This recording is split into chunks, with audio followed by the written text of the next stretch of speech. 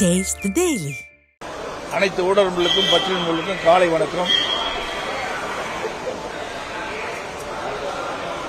தமிழ்நாடு முதலமைச்சர் திரு ஸ்டாலின் அவர்கள்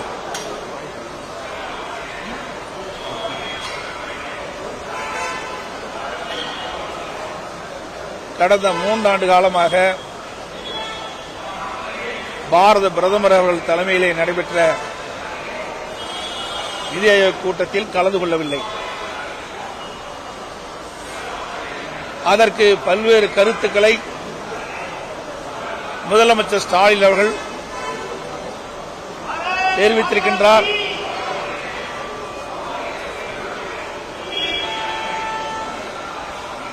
தமிழ்நாட்டிற்கு தேவையான நிதியை மத்திய அரசு வழங்கவில்லை என்றும் பல்வேறு திட்டங்களுக்கு அனுமதி கிடைக்கவில்லை என்றும் குற்றச்சாட்டை சொல்லி கடந்த 3 ஆண்டு காலமாக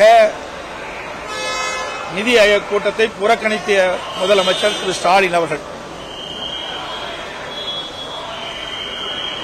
3 ஆண்டு காலம் புறக்கணித்த பிறகு நேற்றைய தினம் நடந்த பாரத பிரதமர் மாண்புமிகு நரேந்திர மோடி அவர்கள் தலைமையில் நடைபெற்ற நிதி ஆயோக் கூட்டத்தில் கலந்து கொண்டு கருத்தை தெரிவித்திருக்கின்றார். நாங்கள் குறிப்பிடுவதெல்லாம் ஏன் 3 ஆண்டு காலமாக பாரத பிரதமர் மாண்புமிகு மோடி அவர்கள் தலைமையில் நடைபெற்ற நிதி ஆயோக் கூட்டத்தில் கலந்து கொள்ளவில்லை. அந்த 3 ஆண்டு காலம் நிதி ஆயோக் கூட்டத்தில் கலந்து கொண்டிருந்தால் தமிழ்நாட்டிற்கு தேவையான நிதியை பெற்றிருக்கலாம், புதிய திட்டங்களுக்கு அனுமதி கிடைத்திருக்கலாம், மாநில நடந்த அந்த பிரச்சனையை நிதி ஆயோக் கூட்டத்திலே தெரிவித்திருக்கலாம். ஆனால் மக்கள் மீது அக்கறை இல்லாத ஒரு முதலமைச்சர் என்பது இதிலிருந்து தெரிய வருகிறது. இப்பொழுது தமிழகத்திலே ஸ்டாலின் மாடல் ஆட்சியிலே பல்வேறு துறைகளில் ஊழல் நடைபெற்றிருக்கின்றன. இன்றைக்கு அமலாக்கத்துறை, டாஸ்மாக் அந்த நிறுவனத்திலே பல்வேறு மட்டத்திலே ஊழல் நடைபெற்று ரெய்டு நடைபெற்று விசாரணை நடைபெற்றுக் கொண்டிருக்கின்றது. ஆகையால் பயந்து இன்றைய தினம் டெல்லியிலே நடைபெற்ற நிதி ஆயோக் கூட்டத்தில் கலந்து கொண்டுள்ளார் என்றுதான் கருத வேண்டியிருக்கின்றது. உண்மையிலேயே மக்கள் மீது பிரச்சனை, மக்களுடைய பிரச்சனையை தீர்க்க வேண்டும் என்று முதலமைச்சர் கருதியிருந்தால் கடந்த 3 ஆண்டு காலமாக எதற்கு நிதி ஆயோக் கூட்டத்தை புறக்கணித்தார்? இதுதான் மக்களுக்கு ஏற்படுகின்ற மிகப்பெரிய சந்தேகங்கள். அதோடு திரு ஸ்டாலின் அவர்கள் எதிர்க்கட்சி தலைவராக இருந்தபொழுது பாரத பிரதமர் அவர்கள் தமிழ்நாட்டுக்கு வரி தந்த பொழுது கருப்பு பலூன் விட்டு எதிர்ப்பை தெரிவித்தார். திராவிட முன்னேற்ற கழகம் ஆளுங்கட்சியாக வந்த பிறகு திரு ஸ்டாலின் அவர்கள் அதே பிரதமருக்கு வெள்ளைக்குடை பிடித்தவர் தான் இன்றைய முதலமைச்சர் ஸ்டாலின் அவர்கள். எதிர்க்கட்சியாக இருக்கின்ற பொழுது ஒரு நிலைப்பாடு, ஆளுங்கட்சியாக வந்த பிறகு ஒரு நிலைப்பாடு. இரட்டை வேடம் ஓடுகின்ற கட்சி திமுக கட்சி என்பதை வெளிப்படையாக தெரிகின்றது. நாங்கள் கேட்கின்ற கேள்வி, எதிர்க்கட்சி கேட்கின்ற கேள்வி, மக்கள் கேட்கின்ற கேள்வி, ஒரு முதலமைச்சர் தன்னுடைய கடமையை செய்ய தவறிவிட்டார். கடந்த 3 ஆண்டு காலமாக நடைபெற்ற நிதி ஆயோக் கூட்டத்திலே கலந்து கொண்டு மக்களுடைய பிரச்சனையை அந்த கூட்டத்திலே தெரிவித்திருந்தால் மக்களுக்கு நன்மை கிடைத்திருக்கும், திட்டங்களுக்கு அனுமதி கிடைத்திருக்கும், நிலுவைத் தொகை கிடைத்திருக்கும் என்று மக்கள் கருதுகின்றார்கள். அதை செய்ய தவறிய முதலமைச்சர் இன்றைய முதலமைச்சர் ஸ்டாலின் அவர்கள். அதோடு தமிழகத்திலே சட்ட ஒழுங்கு சந்தி சிரித்துக் கொண்டிருக்கின்றன. நான் ஒவ்வொரு முறையும் ஊடக நண்பர்களையும் பத்திரிகை நண்பர்களையும் சந்திக்கின்ற பொழுது தமிழகத்தில் நடைபெற்ற சில சம்பவங்களை கோடிட்டு காட்டி இந்த அரசு வந்த பிறகு நாட்டு மக்களுக்கு பாதுகாப்பில்லை, பெண்களுக்கு பாதுகாப்பில்லை, சிறுமிகளுக்கு பாதுகாப்பில்லை, அப்படிப்பட்ட அவல ஆட்சி தமிழகத்திலே தொடருது என்று நான் ஊடகத்தின் வாயிலாக, பத்திரிகையின் வாயிலாக, சட்டமன்றத்திலையும் நான் பேசியிருக்கின்றேன், அறிக்கையின் வாயிலாக வெளியிட்டிருக்கின்றேன். ஆனால் இந்த அரசு உரிய முறையிலே மக்களுக்கு பாதுகாப்பு வழங்க தவறிவிட்டது. ஒரு பொம்மை முதலமைச்சர் இந்த நாட்டை ஆண்டு கொண்டிருக்கின்ற காரணத்தினாலே திறமையற்ற முதலமைச்சர் இன்னைக்கு நாட்டை ஆண்டு கொண்டிருக்கின்ற காரணத்திலே சட்ட ஒழுங்கு மிக மிக மோசமான நிலையிலே இருந்து கொண்டிருக்கின்றதுதான் நாடறிந்த உண்மை. இன்றைய தினம் அரக்கோணத்திலே ஒரு பெண்ணுக்கு ஏற்பட்ட அவலநிலை. அந்த பெண் காவல் நிலையத்திலே புகார் கொடுக்கின்றார். உச்சநீதிமன்ற தீர்ப்பின்படி அந்த பெண் கொடுத்த புகாரை அப்பொழுது எஃப்ஐஆர் பதிவு செய்ய வேண்டும். ஆனால் அந்த பெண் 7ஆம் தேதி காவல் நிலையத்திலே புகார் கொடுக்கின்றார். 10ஆம் தேதி தான் அந்த புகாரை பதிவு செய்கின்றார்கள். அந்த புகார் செய்த அந்த நபர் தெய்வ செயல் என்று பெயர், பத்திரிகையில் வந்த செய்தி. அவர் சாதாரண பிரிவின் அடிப்படையிலே வழக்கு பதிவு செய்யப்படுகிறது. அவர் நீதிமன்றத்தை அணுகின்றார். உடனே ஜாமீன் கிடைக்கின்றது. இந்த பெண் கொடுத்த புகார் பத்திரிகையிலும் ஊடகத்திலும் வலைதளங்களிலும் இன்றைக்கு வெளியிட்டிருக்கின்றார்கள். இது எவ்வளவு பெரிய கொடுமை!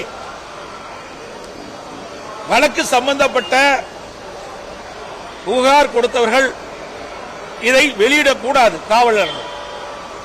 ஆனால் அந்த பெண்மணி கொடுத்த அந்த புகார்கள் அப்படியே ஊடகத்திலும் வலைதளங்களிலும் வந்ததாக அந்த பெண்மணி பேட்டியளித்திருக்கின்றார். அதோடு தனக்கு ஏற்பட்ட கொடுமைகளை மேதகு ஆளுநர்களிடம் தெரிவிப்பதற்காக சென்னை சென்றிருக்கின்றார் அவருடைய தாயாருடன். அங்கே சென்றவுடன் அங்கே இருக்கின்ற காவலருக்கு இது தெரிய வருகிறது.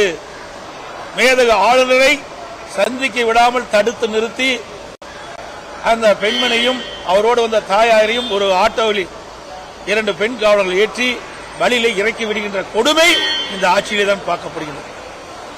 அந்த பெண்மணி சொல்லுகின்றார், இவ்வளவு கொடுமை எனக்கு ஏற்பட்டிருக்கின்றது. எனக்கு ஏற்பட்ட இந்த அவலங்கள் வேற எந்த பெண்ணுக்காக ஏற்பட்டால் அவள் எப்படி துணிந்து வந்து புகார் கொடுப்பார்கள் என்று அச்சத்தோடு தன்னுடைய நிலைமையை ஊடகத்தின் வாயிலாக வெளிப்படுத்தியிருக்கின்றார். இந்த செய்தியெல்லாம் ஊடகத்தின் வாயிலாக வெளிவந்திருக்கிறது. எவ்வளவு மோசமான ஆட்சி நடைபெற்றுக் கொண்டிருப்பதற்கு இந்த அரக்கோணமே சாட்சி என்பதை இந்த நேரத்தில் தெரிவிக்க விரும்புகின்றேன். அதேபோல கும்பகோணம், தஞ்சாவூர் மாவட்டம் திருவிடைமதுர் பகுதியில் ஒரு பெண்ணுக்கு கூட்டு பாலியல் வன்கொடுமை நேர்ந்துள்ளது. அந்த பெண்ணுக்கு ஏற்பட்ட பாலியல் வன்கொடுமையை காவல்துறையை வெளியிடுகிறது. எவ்வளவு கொடுமையான செயல்! குற்றவாளிகள் முன்ஜாமீன் பெறுவதற்கு காவல்துறை துணை புரிகிறது. எஃப்ஐஆர் பதிவு செய்ய காலதாமதம் படுத்துகின்றார்கள். அதேபோல சாதாரண குற்றப்பிரிவிலே வழக்குகள் பதிவு செய்யப்படுகின்றன. இதை கண்டித்து அனைத்து இந்திய அண்ணா திராவிட முன்னேற்ற கழகத்தின் சார்பாக அந்த அரக்கோணத்தில் இருக்கின்ற பெண்மணிக்கும் கும்பகோணத்தில் இருக்கிற அந்த சிறுவிடைமதுர் பாதிக்கப்பட்ட பெண்மணிக்கும் நியாயம் கிடைக்க என்பதற்காக அறவழியிலே அனைத்து இந்திய அண்ணா திராவிட முன்னேற்ற கழகத்தின் சார்பாக அரக்கோணத்திலும் தஞ்சையிலும் மிகப்பெரிய ஆர்ப்பாட்டத்தை நாங்கள் நடத்தியிருக்கின்றோம். இவ்வளவு ஆட்சி இந்த ஆட்சியில் தான் பார்க்கப்படுகிறது. வேற என்ன சொல்ல? அதே போல இன்றைக்கு கோவை மாவட்டத்தில் பொள்ளாச்சியில் ஒரு காப்பகத்தில் 21 மதிக்கத்தக்க ஒரு ஆண் நபரை அந்த காப்பகத்திலே சேர்க்கப்பட்டிருக்கின்றார். அவரை அடித்து துன்புறுத்தி கொலை செய்யப்பட்டு அவருடைய நிலத்திலேயே புதைக்கப்பட்டதாக செய்திகள் வெளிவந்துள்ளன. ஆக இந்த ஆட்சியில் மக்களுக்கே பாதுகாப்பு இல்லை, பெண்களுக்கு பாதுகாப்பு இல்லை. அப்படிப்பட்ட ஒரு மோசமான ஆட்சி இன்றைக்கு தமிழகத்திலே நடந்து கொண்டிருக்கிறது. இனியாவது இந்த அரசு விழிப்போடு இருந்து மக்களை காக்க வேண்டும் என்று தெரிவித்து ஊடகத்தின் வாயிலாக தெரிவித்துக் கொள்கின்றேன்.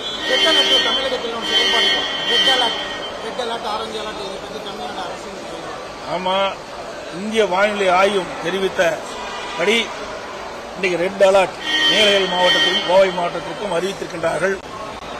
கனமழை பொழியும் என்று தெரிவித்திருக்கின்றார்கள். மக்கள் ஜாக்கிரதையாக இருக்கப்பட வேண்டும்.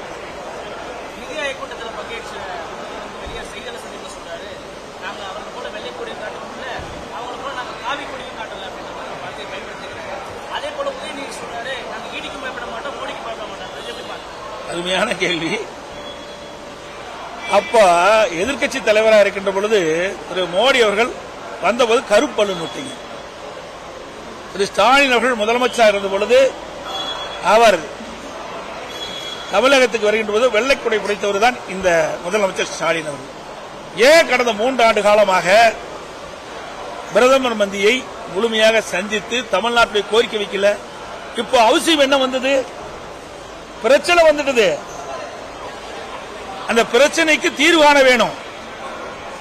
அதன் அடிப்படையில் தான் இன்றைக்கு பிரதமரை தனிப்பட்ட முறையிலே பார்த்து என்ன பேசுறான்னு தெரியாது. அவர் சொன்னதுதான் வெளியில் வந்திருக்குது. பிரதமர் சொன்னதான் உண்மை வெளியே வரும். ஆனா இதையே ஏன் முன்கூட்டி செய்யவில்லை? இதுதான் மக்களுடைய கருத்து, எதிர்க்கட்சியுடைய கருத்து. கடந்த 3 ஆண்டு காலமாக நிதி ஆயோக் கூட்டம் நடைபெற்றுக் கொண்டிருக்கிறது. அந்த கூட்டத்தில் ஏன் கலந்து கொள்ளவில்லை? ஏன் தமிழ்நாட்டுடைய நிதியை பெறுவதற்கு பாரத பிரதமரை சந்திக்கவில்லை? இப்பொழுது அவசியம் என்ன வந்தது? பிரச்சனை வந்துவிட்டது. அந்த பிரச்சனையை சரி செய்ய வேணும். அதற்காக பாரத பிரதமரை சந்தித்திருக்கின்றார். உதயநிதி அவர்கள் சொன்ன இடி கண்டாலும் பயப்படும் இல்ல, மோடி கண்டாலும் பயப்படும் இல்ல. அப்புறம் ஏன் அவர் தம்பி ஓடி வெளிநாட்டுக்கு ஓடினாரு? அவர் தம்பி எதுக்கு ஓடி வெளிநாட்டுக்கு ஓடினாரு? தமிழ்நாட்டில் இங்க இருந்திருந்தா இடி கண்டா பயப்பட வீரவசனம் பேசியிருக்கலாம். தப்பித்தோம் பிழைத்தோம் என்று உதயநிதியுடைய தம்பி என்று சொல்லிக் கொள்கிறார்கள். பத்திரிகையிலும் வந்த செய்தி, ஊடகத்தில் வந்த செய்தியை அடிப்படையிலே சொல்லிக்கிட்டு அவர் ஏன் வெளிநாட்டுக்கு தப்பிச்சிருந்த காரணம் என்ன? அதெல்லாம் வரும். இப்பதான ஆரம்ப கட்டம். அப்ப யார் எப்படி பயப்படுவாங்க அப்ப தெரியும்.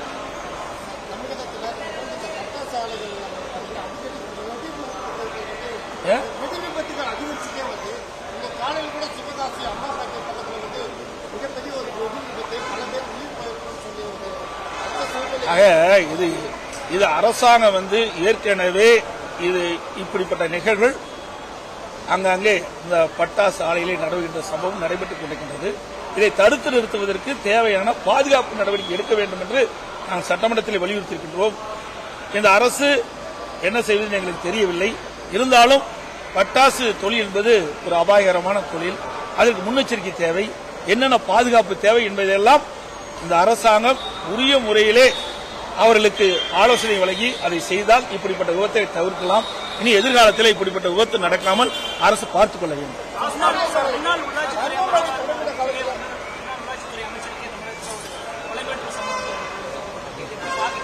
அவருக்கு தானே வந்திருக்குது, உங்களுக்கு எல்லாத்துக்கும் வந்தாலும் வரலாம்.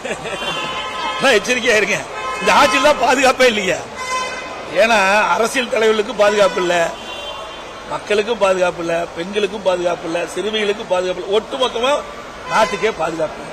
இந்த ஆட்சி இருக்கின்ற வரைக்கும் சட்ட ஒழுங்கு மிக மிக மோசமான நிலைக்கு போயிருக்கு. எங்க பார்த்தாலும் போதைப் பொருள் விற்பனை, கஞ்சா அடிச்சுக்கிறான்.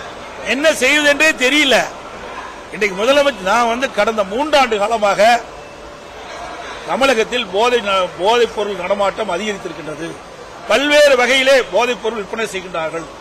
இதனால் இளைஞர்களும் மாணவர்களும் பாதிக்கப்படுகின்றார்கள். இந்த போதைப் பொருள் நடமாட்டத்தை தடுத்து நிறுத்த வேண்டும். போதைக்கு ஒருவர் அடிமையாகிவிட்டால் அவர்கள் மீட்டெடுக்கவே முடியாது. அப்படிப்பட்ட சூழ்நிலை இருக்கின்ற காரணத்தினாலே இந்த போதைப் பொருள் விற்பதை தடை செய்ய வேண்டும். எங்கிருந்து போதைப் பொருள் வருகிறது என்பதையெல்லாம் தடுத்து நிறுத்துவதற்கு உரிய நடவடிக்கை எடுக்க வேண்டும் என்று நான் ஊடகத்தின் வாயிலாக, பத்திரிகையின் வாயிலாக, சட்டமன்றத்திலும் தொடர்ந்து வலியுறுத்தி வந்தேன். நான் சொல்வதை இந்த அரசு செவி கொடுத்து கேட்டிருந்தால், அப்பொழுதே நடவடிக்கை எடுக்கப்பட்டிருந்தால் இவ்வளவு தூரம் இந்த பிரச்சனை வந்திருக்காது. இன்றைய தினம் அந்த போதைக்கு அடிமையானவர்கள் தான் இந்த தவறான வழியில சென்று கொலை, கொள்ளை, திருட்டு, பாலியல் வன்கொடுமையில் நடைபெற்ற வழக்குகள்லாம் பாத்தீங்கன்னா இப்படிப்பட்ட போதை ஆசாமிகள் தான் செயல்படுறாங்க. அதுக்கு தான் இன்றைய முதலமைச்சரே ஊடகத்தின் வாயிலாக சொல்ற போதையின் பாதையிலே செல்லாதீர்கள் என்று, போதையின் பாதையிலே செல்லாதீர்கள் என்று இப்ப சொல்றீங்க. இதை நான் 3 ஆண்டுக்கு முந்தைய சொன்னேன். இத அரசாங்கம் முழுமையாக நான் சொன்னதை கடைபிடித்திருந்தால் இன்றைக்கு முதலமைச்சர் இந்த அறிக்கை வெளியிட்டுக்க வேண்டிய அவசியமே இல்லை.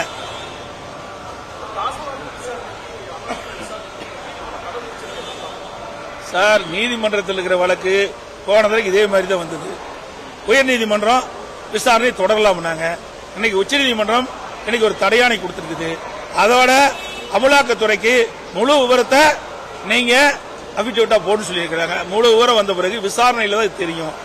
ஏன்னா புகையில்லாம எரியாது, இது எல்லாருக்குமே தெரியும். எல்லா ஊடக நண்பர்களுக்கும் பத்திரிகை நண்பர்களுக்கும் தெரியும். ஒரு பாட்டிலுக்கு 10 ரூபா வாங்குறாங்களா இல்லையா? இது ஊர இருந்து உண்மை.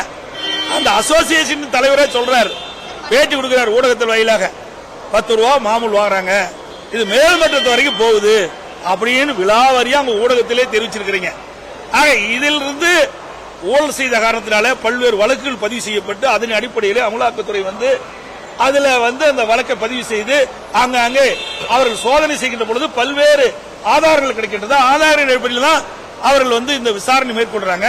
ஆக உச்சநீதிமன்றத்தில் அந்த வழக்கு இருக்கின்ற காரணத்தினால இதில் அதிகமாக போய் பேசுவது சரியில்லை. ஆக அது உச்சநீதிமன்றத்தில் இன்றைக்கு அமலாக்கத்துறை போடப்பட்ட அந்த பதில என்னென்னலாம் இருக்குது, எப்படியெல்லாம் விசாரணை மேற்கொள்ளும் என்று தெரிகின்ற பொழுது அதை பற்றி நான் விரிவாக ஊடக நண்பர்களுக்கு பத்திரிகை தெரிவிக்கிறேன். நன்றி, வணக்கம்.